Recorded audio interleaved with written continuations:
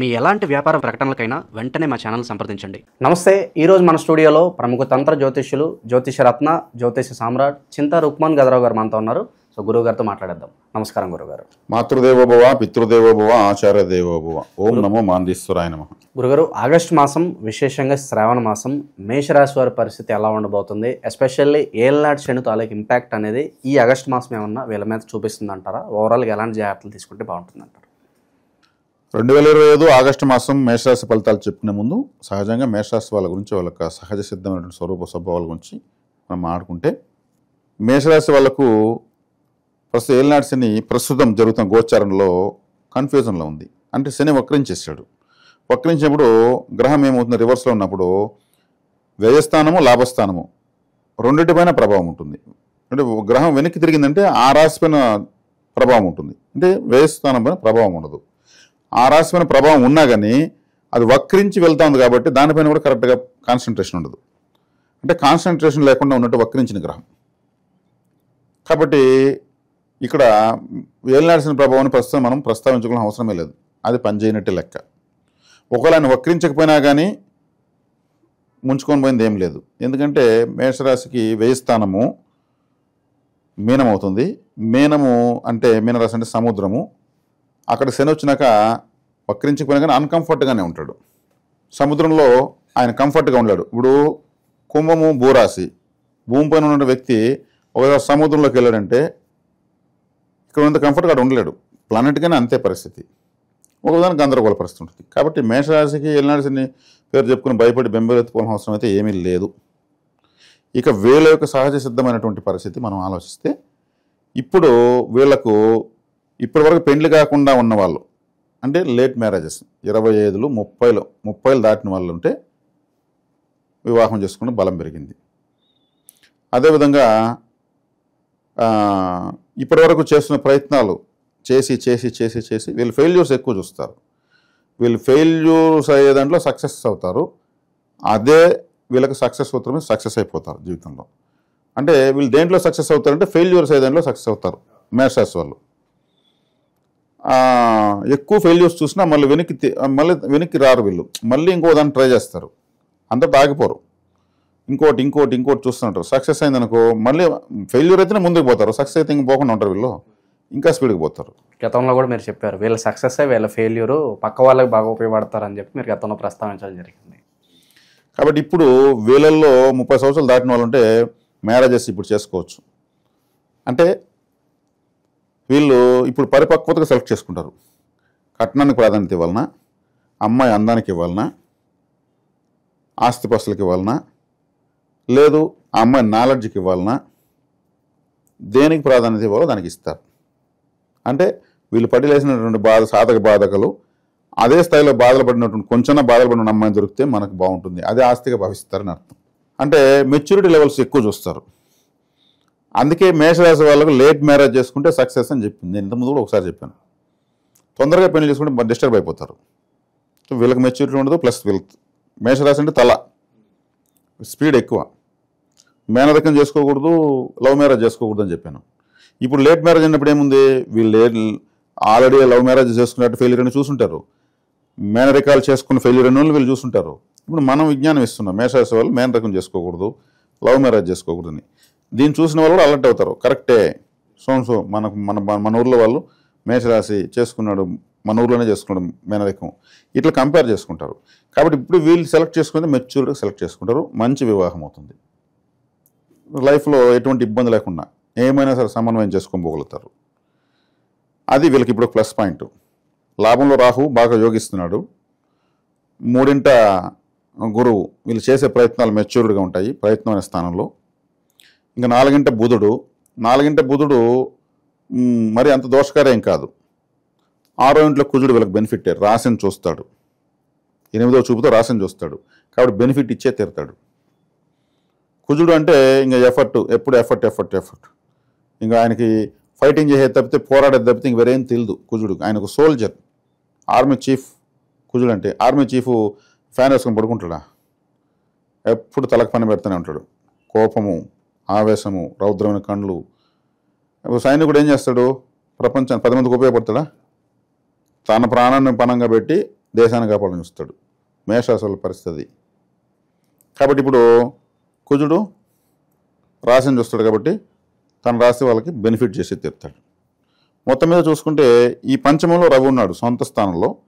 పంచమ స్థానంలో ఉన్నప్పుడు రవి ఉన్నప్పుడు వీళ్ళ తండ్రికి కానీ వీళ్ళకి కానీ చెస్ట్లో పెయిన్ రావడము, హార్ట్ పెయిన్ రావడం లాంటివి ఉండేదానికి అవకాశం ఉంది. ఇప్పుడు వైద్య సేవలు బాగా అందుబాటులోకి వచ్చేసి అడ్వాన్స్డ్ టెక్నాలజీ వచ్చి దానిపైన భయపడాల్సిన లేదు. ఏదైనా చూసుకుంటే సరిపోతుంది.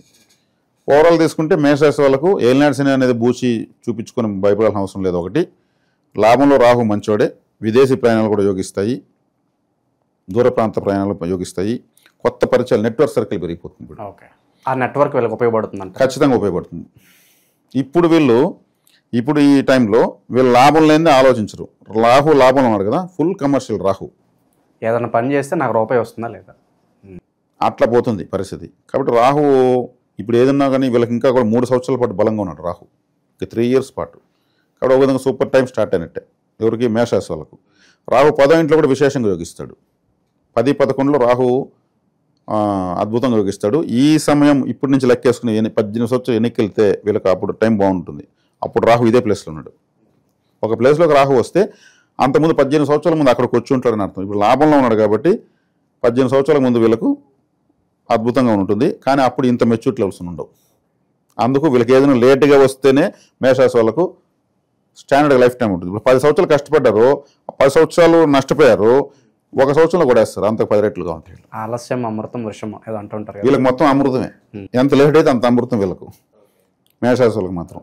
ఎందుకంటే వీళ్ళే స్వయంగా ఫిజికల్గా, మెంటల్గా, సామాజికంగా అన్ని రకాలుగా నలగతారు, ఫ్రెష్ అవుతారు. కాబట్టి వీళ్ళకి లేట్ అయిందే మనకు మంచిదనే మంచి రిలాక్సేషన్ బ్రీతింగ్ తీసుకుంటారు.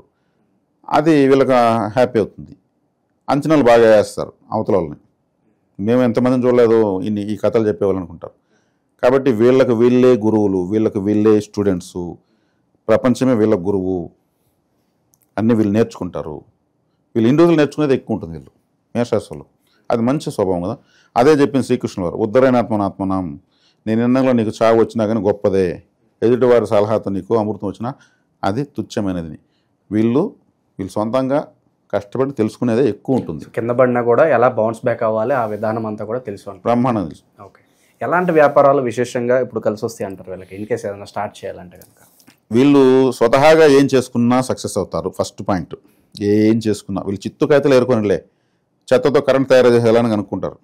అవి చిత్తుకాయతలు కాదు, దాంతో కరెంట్ తయారు చేయొచ్చు, ఎరువు తయారు చేయొచ్చు, ఫర్టిలైజర్ తయారు చేసి కనుక్కుంటారు. దాంట్లో ఆనందం ఉంటుంది. వీళ్ళు ఇంకొకరి చోటకి వెళితే ఆడ వీళ్ళ అదృష్టం బాగలేకుండా వీళ్ళు ఏం చేస్తారు, సలహా ఇస్తారు, ఈ సంస్థ బాగుండాలి అని సలహా ఇవ్వడము, ఆడ ఇంకో 10 మందికి ఉపయోగపడము. వీళ్ళ పని వీళ్ళు చూసుకోరు. అది కంపెనీలకు ఇబ్బంది అయింది అనుకోండి, ఏమవుతుంది, ఇంకో కంపెనీ మారాల్సి వస్తుంది. మార్పులు జరుగుతూనే ఉంటాయి. వీళ్ళు సొంతంగా చేసుకుంటే లాభమో నష్టమో వీళ్ళ బాధ వీళ్ళది. ఫైనల్గా వన్ ఫైన్ డే ఎక్కువ ఆంటర్‌ప్రెన్యూర్స్ మేషరాశిలో ఉంటారు. అంటే వాళ్ళు పడి లేసి అన్ని కనుక్కునేసి, అంటే ఒక ప్రాజెక్ట్తో వీళ్ళు గమ్మునే ఉండరు. వీళ్ళకి ఎప్పుడు ఒక ప్రాజెక్టు ఫెయిల్యూర్, నష్టాలే జరిగిన 4 ప్రాజెక్టులు చూస్తారు వీళ్ళు. 4 కావాలి. ఇప్పుడు కనీసం మినిమం 4 ఉంటే ఒక పని ఉన్నట్టు వీళ్ళకు. 4 పనులు వీళ్ళకుంటే ఒక పని ఉన్నట్టే. అంటే 10 పనులు ఉంటే 40 పనులు ఆలోచించాలి. అడగకపోయిన సలహా ఇస్తారు, నువ్వు ఇలా చేసుకో బాగుంటావు అంటారు. ఎవరు చెప్తారు ఈరోజు, చెప్పేవాళ్ళు లేకుండా చెడిపోతూ ఉంటామంటే వీళ్ళు చెప్పిస్తారు. ఆడ వీళ్ళకి తిట్లు వచ్చినా కానీ మనం ఏం చేద్దాం, నీ కర్మ, చెప్పినావు నీ ఇష్టం అంటారు. అది మంచి క్వాలిటీ. అది బై బర్త్ వచ్చిందనమాట వీళ్ళకు. ఇప్పుడు ప్రజెంట్ అయితే బాగుంది. ఏలినాడ్స్ని అడ్డం పెట్టుకునే అవసరమే లేదు. అటు ప్లానెటే కన్ఫ్యూజన్లో ఉంటే వీళ్ళని ఏం చేస్తుంది. చివరిగా వైవాహిక జీవితం ఎలా ఉంటుందంటారు? 3వ వ్యక్తి ఇన్వాల్వ్మెంట్ ద్వారా ఏదన్నా డిస్టర్బెన్సెస్ వచ్చే అవకాశాలు కనిపిస్తున్నాయి. వైవాహిక జీవితం వీళ్ళు లేటుగా చేసుకున్నా, తొందరగా చేసుకున్నారంటే, తొందరగా చేసుకుంటే ఇబ్బంది పడతారు, లేటుగా చేసుకుంటే కొంత ఇబ్బంది ఉంది. ఎందుకంటే వీళ్ళ ఆలోచనలు, ఐడియాలజీలంతా కూడా ఇంకా ఇమీడియట్ జీవిత భాగస్వామ్యం పని కదా పనిచేస్తాయి. మీరు నా ఎదురుగా ఉన్నారండి, నేను ఇమీడియట్ ప్రభావితం చూపిస్తున్నా, నా మాట మీకే చెప్తున్నా. ఇలాగే జీవిత భాగస్వామ్యం వస్తుంది. వీళ్ళ ఐడియాలజీ అంతా కూడా ఆమె పైన చేస్తారు. ఆమె కానీ ఇంత కెపాసిటీ లేదనుకో బెంబేలెత్తిపోతుంది. దీన్ని హ్యాండిల్ చేసే అంత మెచ్యూరిటీ లేకపోతే ఇబ్బంది అంటారు. ఇబ్బంది. వీళ్ళ నాలెడ్జ్ ఎక్కువ ఉంటుంది అనుకుందాం, లేట్గా మ్యారేజ్లో నాలెడ్జ్ ఎక్కువ ఉంటుంది. అప్పుడు వీళ్ళు ఏం చేస్తారు, అక్కడ వీళ్ళు మాస్టర్, ఆమె స్టూడెంట్, ఒక్కోసారి అర్థం కాకపో అక్కడ వీళ్ళు కొంచెం పోవాలి. అట్లాంటి చోట్ల మాత్రం ఇబ్బందులు వచ్చేస్తాయి.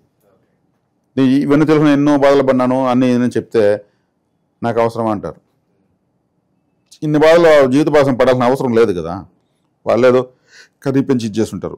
కాబట్టి ఇది మనం చెప్పించడం ఎందుకంటే వీళ్ళని ఎగతాళి చేయడం కాదు, వీళ్ళ మెచ్యూరిటీ లెవెల్స్ తగినట్టు వీళ్ళ జీవిత భాగస్వామిని వీళ్ళకి అనుగుణంగా మార్చుకునే మెచ్యూరిటీ చూపించుకుంటారని చెప్పడం అంతే, ఇంకేం లేదు. ప్రజెంట్ శనిగ్రహం వీళ్ళ ఏం చేయలేకపోయినప్పటికీ కాస్త ఆ అనుకూలత రావడానికి శనికి సంబంధించి పరిహారాలు ఏదని చెప్తారా వీళ్ళకి ఏమన్నా? శనికి సంబంధించి మనం పరిహారాలు చెప్పాలంటే ఇప్పుడు మీన రాశిలో శనేశ్వరుడు ఉన్నాడు. మీనరాశి అంటేనే నష్టం, వ్యయస్థానం. వీళ్ళకు వ్యయము అన్నప్పుడు ఏమవుతుంది, అది మీనరాశి అంటే చేపలు, రెండు చేపలు ఇలా ఉంటాయి, ఒకటి పైకి ఒకటి కిందకు ఉంటాయి. మీనం అంటేనే చేప అని అర్థం. కాబట్టి వీళ్ళు ఏలినాటి మీనంలో శని ఉన్నప్పుడు చేపలు తినకపోవడం బెటర్. అంటే ఆ జీవకారకత్వాన్ని, నష్టంకి సంబంధించినటువంటిది వీళ్ళు తీసుకోకపోవడం బెటరు. అదే చేపల్ని మార్కెట్లో ఒక కత్తిరించి అమ్ముతూ ఉంటాడు కదా, 1 కేజీ చేపలు తీసుకుని నీళ్ళలో వదిలేయచ్చు, దానికి ప్రాణాన్ని ఇవ్వచ్చు. తత్సంబంధ జీవకారకత్వాన్ని కేజీ కాదు, ఒక చేపను బట్టి నీళ్ళలో వదలండి, అది ఆడుకుంటూ వెళ్ళిపోతుంది, అది చేయొచ్చు. అంటే నష్టానికి సంబంధించిన దాన్ని మనం ఏం చేస్తున్నాము, అనుకూలంగా మారుస్తున్నాము. ప్రత్యక్షంగా ఒక చేపను బట్టి ప్రాణాలు ఇస్తున్నాము. దాన్ని మనమే నోటితో కొరికి తినకుండా ఆ నష్టము అనేటువంటి ఆహారం తినకుండా ఉన్నాము. మధుర మీనాక్షి ఆలయానికి వెళ్ళి రావచ్చు, ఆమె కూడా గ్రీన్ కలర్లో ఉంటుంది. కాబట్టి ఆ మధుర మీనాక్షి ఆలయ సందర్శనం చాలా మంచిది. చేపలను బట్టి నీళ్ళలో వదలడం మంచిది, చేపలు తినకపోవడం మంచిది. ఈ శనేశ్వరుడు సముద్రంలో ఉన్నాడు కాబట్టి చేపలు పట్టే వాళ్ళకు, పడవ నడిపే వాళ్ళకు, చేపలే కత్తిరించి జీవితంగా అమ్ముకొని బతికే వాళ్ళకు ఏదైనా హెల్ప్ చేయొచ్చు. తత్సంబంధం ఆ రాశి జీవకారకత్వ సంబంధించినటువంటి సర్వీసు, సేవ, పరిహారం చేసుకోవచ్చు. ఓకే, ఓవరాల్గా మేషరాశి వాళ్ళకి మంచి బూస్టింగ్ అయితే ఇచ్చారు. ఓవరాల్గా వీళ్ళ స్థితిగతులు ఎలా ఉండబోతున్నాయి అనేది అద్భుతంగా వివరించారు. ధన్యవాదాలు. ధన్యవాదాలు.